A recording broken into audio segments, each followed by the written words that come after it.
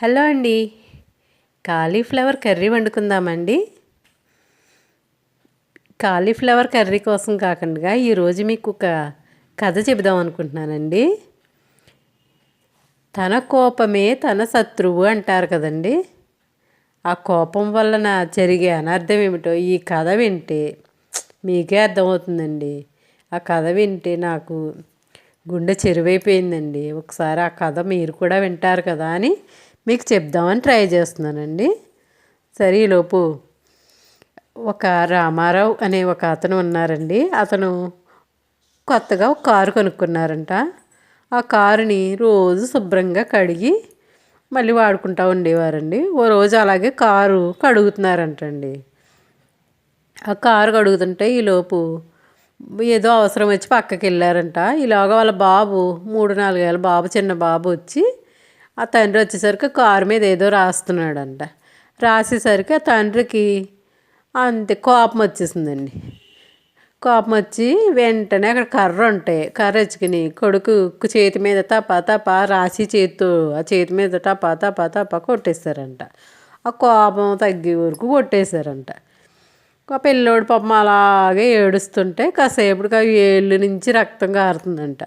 ఈలోగా తండ్రికి కోపం తగ్గింది. కాసేపటికి కోపం తగ్గి అప్పుడు కొడుకు అంక చూసేసరికి ఆ వేళ్ళ నుంచి రక్తం కారుతుంది. కొడుకు ఏడుస్తున్నాడు.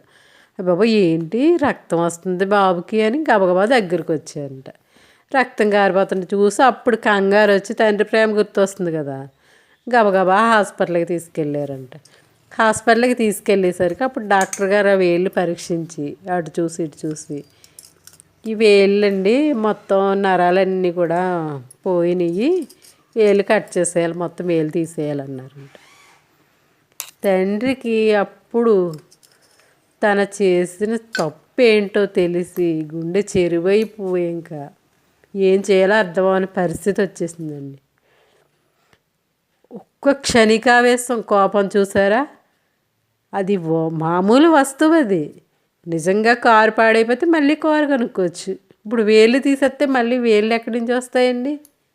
తన కోపమే తన శత్రువు అంటారు. అందుకే కదండి, కోపం వచ్చిన మనిషి ప్రతిసారి కోపం ప్రదర్శిస్తే ఆ టైంని ఏం చేస్తారో తెలియదండి. అందుకే మన పెద్దవాళ్ళు ఏం చెప్పారంటే, కోపం వచ్చిన వెంటనే 1, 2, 3 అంటూ 10 అంకెలు లెక్క పెట్టండి. ఆ 10 అంకెలు లెక్క పెట్టేసరికి మీకు ఈ నిమిషాన్ని వచ్చిన కోపం తగ్గిపోతుందని చెప్పేవారండి.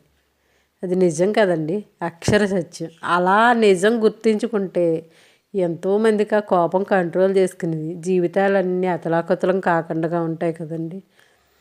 ఆ తండ్రి అలా గుండె పట్టుకుని ఏడ్చేస్తా కొడుకుని పట్టుకుని బోరుని ఏడ్చేస్తుంటే ఆ బాబు అన్నాడంటండి, నాన్న నాన్న నేను కారు మీద ఏమి రాశానో తెలుసా అన్నాడంటండి. ఏమి రాసావు నాన్న అని అడిగారంట. మా నాన్న అంటే నాకు చాలా ఇష్టమని రాశాను అన్నాడంట. అప్పుడు ఇంకా కొడుకుని పట్టుకుని ఏడ్చేసాడంటండి తండ్రి. ఏం చేశాడు బాబు, రాయటమే కదా, దానివల్ల ఏమైపోదు కదా. మన కోపం మనం చేసే పని ఏదో పాడైపోతున్నట్టుగా అంత ఫీలింగ్ కోపం వచ్చిన ఏం చేస్తున్నావో తెలియదండి. ఎవరమైనా అంతే, కోపం వచ్చిందంటే ఆ క్షణికావేశం అణుచుకోపోతే చాలా కష్టమండి. అందుకే అంటారు తన కోపమే తనకు శత్రువే కదా కోపం అంటేనే.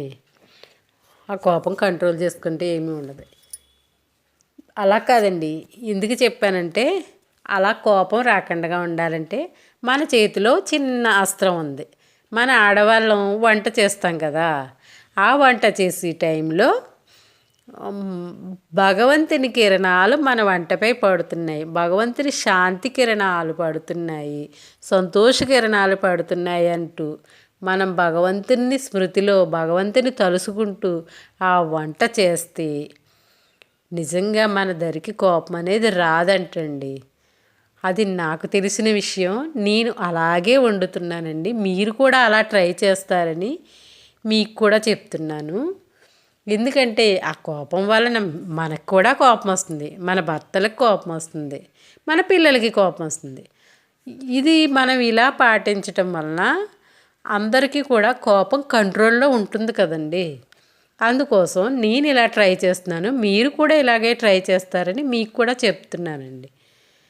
కోపం కంట్రోల్ చేసుకుంటే చాలా జీవితాలు ప్రశాంతంగా, ఈ రోజుల్లో ప్రశాంతతే కదా మనకు కావాల్సింది ఫస్ట్.